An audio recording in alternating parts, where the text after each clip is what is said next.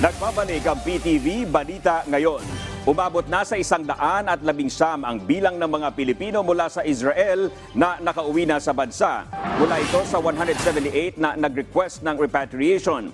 Ayon sa Department of Migrant Workers, nasa 50 pang Pinoy sa ika-5 at ika-6 na batch ang inaasahang makakauwi sa susunod na buwan. Samantala, kahapon ay 6 na Pinoy ang dumating sa Pilipinas mula sa Lebanon.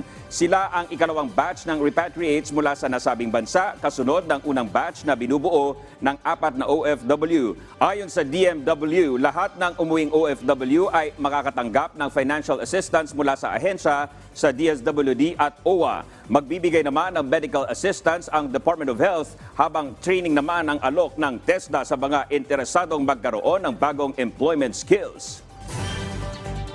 Muling nalampasan ng Bureau of Customs ang kanilang target collection nitong Oktubre.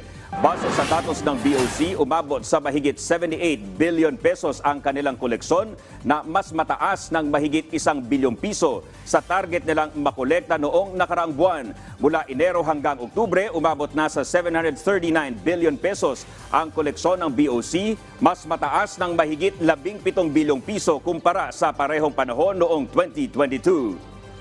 At yan ang mga balita sa oras na ito. Para sa iba pang updates, i-like at i-follow kami sa aming mga social media accounts. Ako po si Dominic Almelor. Magandang hapon.